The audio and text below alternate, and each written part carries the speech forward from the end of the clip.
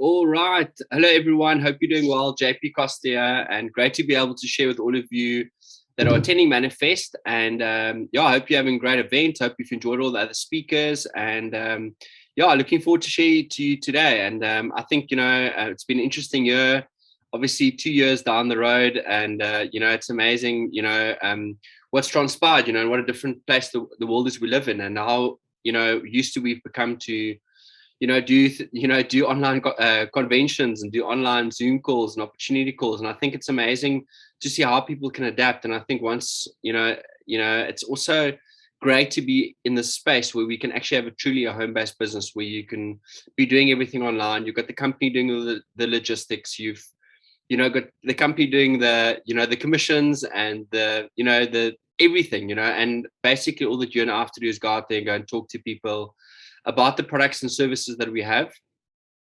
And really, and really just to realize that, so many people out there are open to looking at opportunities now. I think, if you ask anyone, I think most people would have, hoped that they'd started building something on the side, a couple of years ago before we, found ourselves in the pandemic that we are now. And of course, I think everyone's realized that health and wellness is a massive thing. In fact, it's the only thing that really counts. That's the only thing that's really a big deal, because you want to live your life at the full. You want to feel healthy and energized and be sleeping well and fit and strong. So I'm really excited because I feel, what we've always shared with people is that 96% of people lying awake at night are worrying about two things: health and finances. And never has there been a time like, what we find ourselves in right now. And you combine that with like the home-based business network marketing space, it's just such an incredible opportunity to be involved in right now. And I think for me, like anything in life, there are going to be people that are really going to take advantage of this and, really go to the next level. And there are people that are sort of going to be lagging behind, hoping to get lucky. And I think for me specifically today, it's to share with all of you that, you create your own luck in life. I think one of the, I think as Gary Player, the South African golfer said, he said that, the more I practice, the luckier I get. And the reality about that is if you're not practicing, you're not going to be lucky. So for me, what is practicing? It's going out there and contacting someone. It's showing the plan. It's following up. It's going through the rejection and, people maybe not getting on board that you speak to, or maybe people quitting your business. It can become so easy to blame other people, blame circumstances, blame, your responsibilities, and say, the reason why I'm doing this is because I'm just under so much pressure. It can become so easy in life to just get to the stage where, you don't take responsibility because you are trying to find fault, in the outer world instead of in the inner world. And I think for me, definitely something I've experienced over the last year and a half is that, for things to change, we have to change. And yes, I'm not just talking about, being successful in your MannaTech business. I'm talking about being successful in every aspect of the word. So for me, success is achieving a goal. It's about being in a good space. It's about being content. It's about, having someone to love, something to look forward to, and something to do. And I think that's, the 3 points that John Ulrich talks about in his book. So I want to just encourage all of you today that, it's you either at a place today where you're ecstatic about your business and you feel your business is moving on to the next level. You might be in a place where you sort of just meandering around and mellowing out and, waiting for something to happen. Or you might be at a place where you're not even sure if this is what you want to do. You've lost your passion, you've lost that fire inside of you. And maybe you're not even sure if you want to, continue with this or take your thing, or change or whatever. So I think for me today is really just about, clarifying, some of those things, what you can do, and just to encourage you to say, that MannaTech is an incredible place to be. We might not be the biggest company in the industry, we might not be the fastest growing, but at least for me, it's like, what you want. It's the same thing as being in a family. Yes, your parents might not be the most successful. You might not have, had a college degree or a Ivy League university experience, or, you might not have been, you might not have had all the opportunities that others may have had, but you've also had a lot more opportunities than others have. And I think, I think that's really where, we are with MannaTech, is at least we know what we've got. We've got an incredible technology. We've got an incredible company. It's just really for me and you to go out there and go and take action. And I think, it's the same thing. If you have, two kids growing up in the same family, same environment, the one goes out there and makes a massive success and the others doesn't, and that reminds me of a story that I once heard someone say, that said that, there were two brothers that grew up in a incredibly terrible environment. Their father was an alcoholic. There was a lot of abuse, and it was just gender-based violence, and it just wasn't a good place to grow up. And the one brother sort of went completely off the rails and blamed his circumstances for, what he'd experienced, to, why he was off the rails, and, maybe doing things he shouldn't be doing, and so forth. And the other was, of course, the other brother. He went out and made a massive success, ended up getting a scholarship, went to university, got a great job, had a great family, and was just in a good space. And, when they asked him, you grew up in this environment, your brother's completely, a sort of taken a 180 degree, to the wrong direction.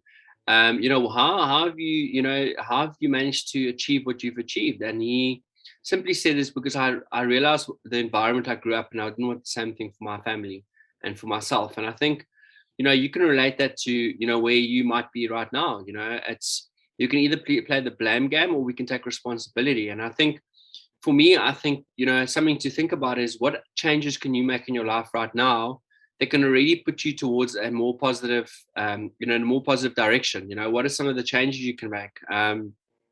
What are some of the habits you can break, or the habits you can add? It might be that you say, I want to talk to, two people a day, about the MannaTech opportunity and product. For me, ultimately, MannaTech is a contact sport. Network marketing is a contact sport. So you're going to have to go out there and go and talk to people. And I know some of us can be intimidating, it can be hard. All of us hate rejection, including myself. But what do you do, or what environment do you create so that doesn't affect you?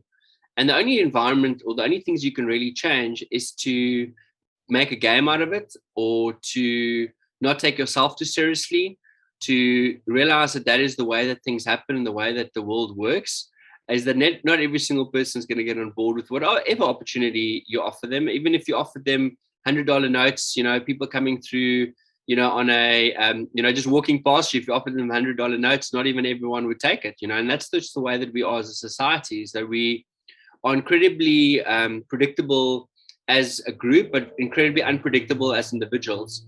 So I want to encourage you today, just to, wherever you're at, realize that, there is massive opportunity. There's a lot of favor with this company, and there's a lot it still needs to be done. And we're not even nearly where we should be. So just quickly, I just wanted to share with all of you some of the things that Al has asked me to share about, and that it would be the weekly onboarding calls that we do.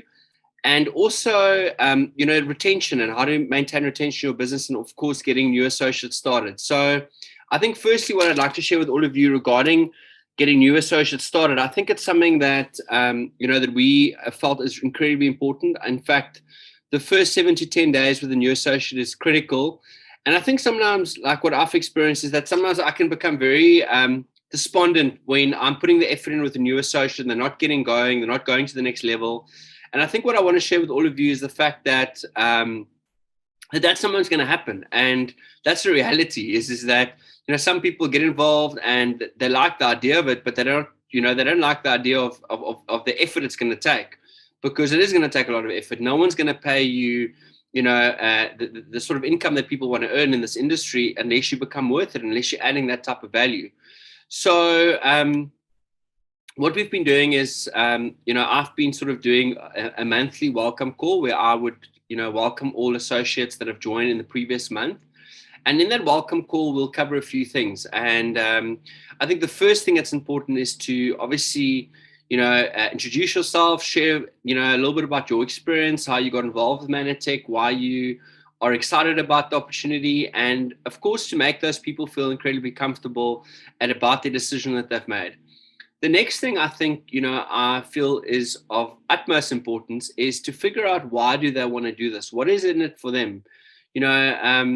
do they want to do this to earn extra income? Do they want to do this to, send their kids to university, or to, do they want to go on a holiday? Do they want to qualify for an incentive? Do they want to provide for the retirement? I'm not sure what it's, I'm sure it's pretty similar in the US compared to what South Africa is. But in South Africa, you're finding that most people haven't provided enough for their retirement, especially millennials. Millennials should be saving between 10 and 20% of their income every month to be able to retire at the age of 60. Now, that's the case. That's not the case at all. That's not happening. And I think in the US, you've also got the challenge of the student debt. So I feel, that is one of the biggest reasons to build your Manatech businesses, because of providing for your future. To make some sacrifices now so you can have a better future later on. You need to give up some things today so you can, be able to do things that you later that you have been putting off, and that you put on your dream board, and that you'd sort of really work towards. Because I think, in South Africa, there's a saying that if you ripe early, you rot early. That's actually an Afrikaans saying. And I think it's very often that is the fact, is that, this whole thing about instant gratification. I think that's one of the reasons why a lot of people don't make a success in the industry, because they don't realize how long it takes to build a successful business, whether it be Manatech or any other business. I mean, most businesses take, 7 to 10 years to break even. It can take you 20, 30 years of working diligently, 40 hours a week, 200 hours a month on building your business, So I figured for me, it's very often important to rekindle your reason why you want to do this. Especially for that new associate, is to figure out what's in it for them, why they're excited about the opportunity. I would also suggest that you get them to write it down, so you can remind them about why they started.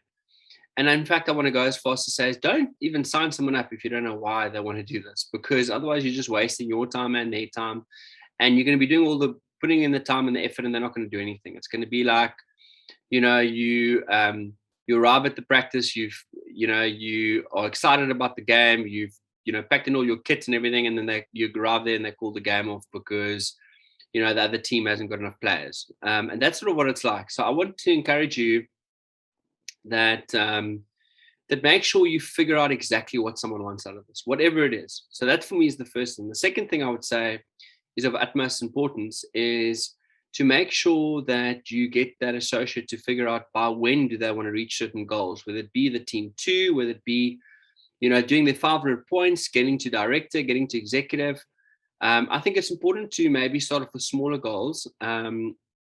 Instead of focusing too much on, I want to become a platinum, that's my goal. That's great to have the goal, but if you don't become a director or even do 500 PV, you're not even going to get close to platinum, never mind presidential or any of the other levels. So I would write that down.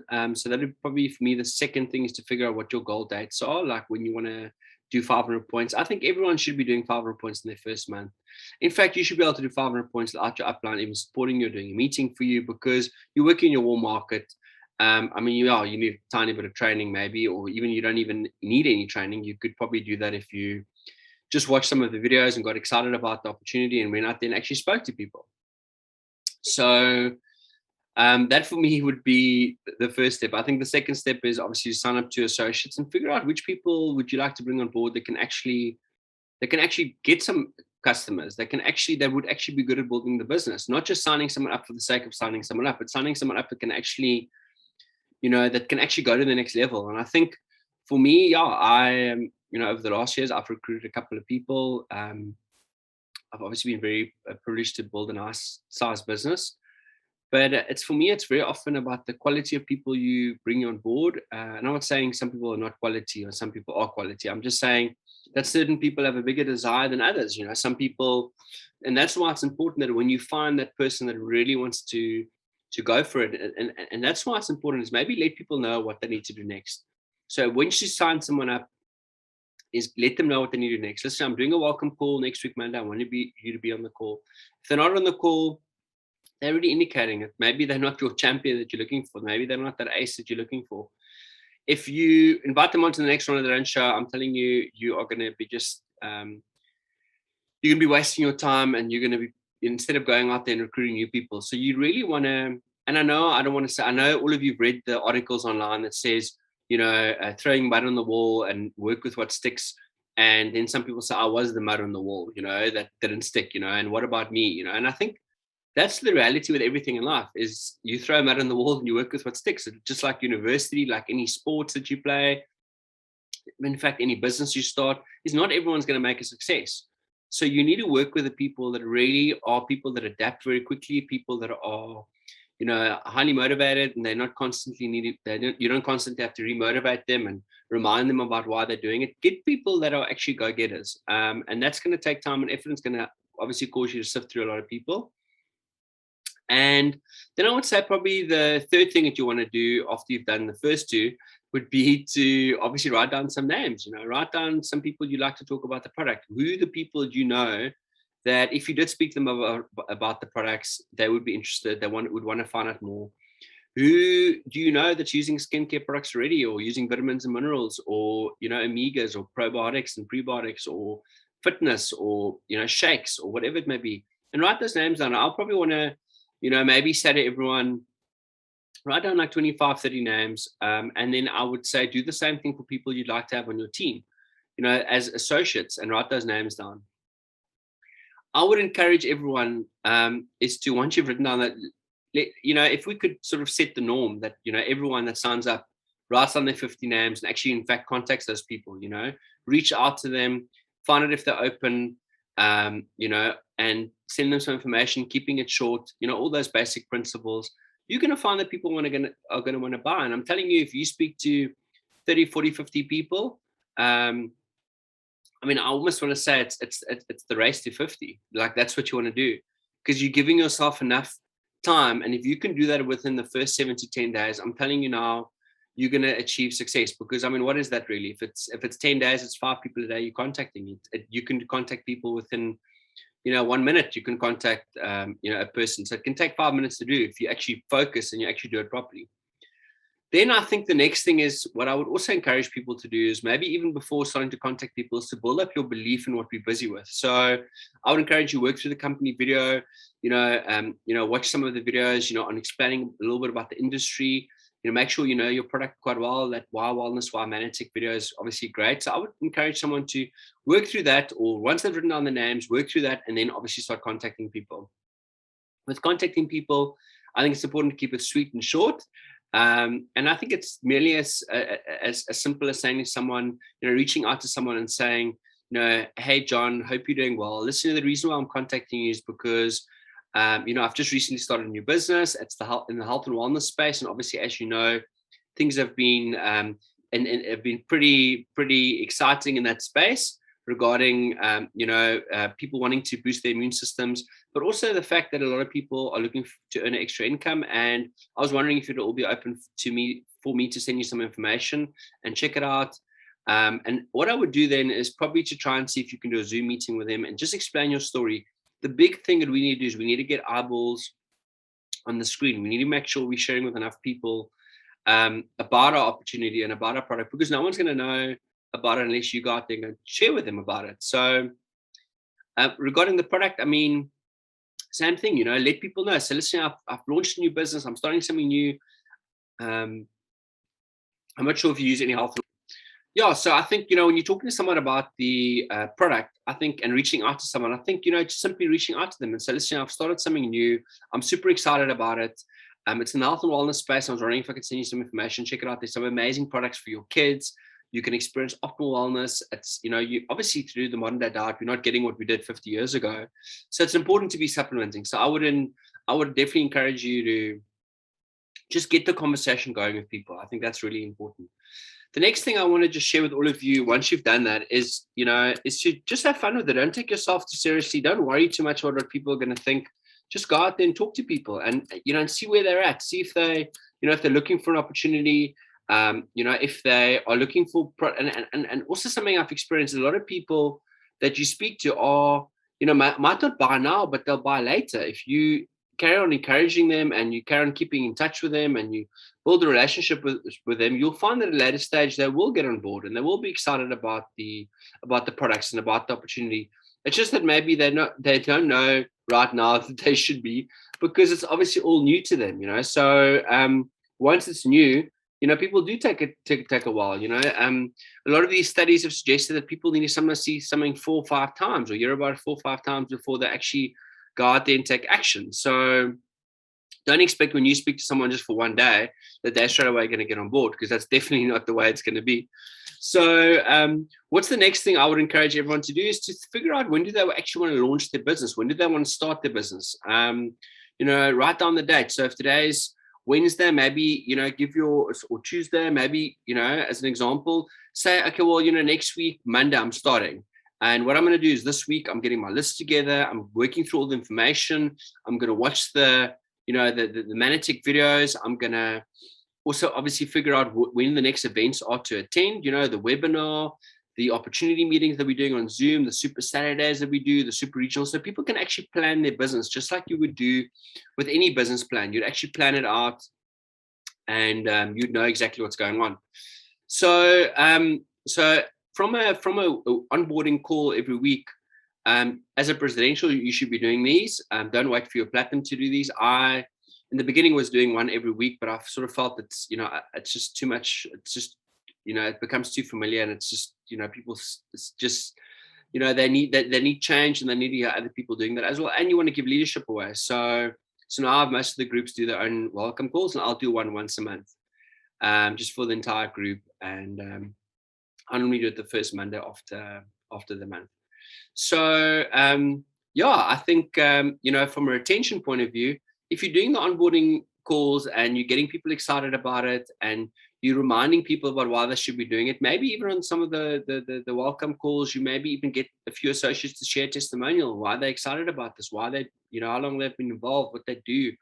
It's all about personalizing it. It's about making people feel comfortable about their decision and getting them excited. And one thing you've got to realize is that, the facts tell, stories sell. People are going to be much more inspired by someone's story and sharing their experience than what they are going to be about the facts about the company, or the science that the company has, or, the glycans and the glycoproteins and the cell-to-cell communication and all the clinical trials and the research.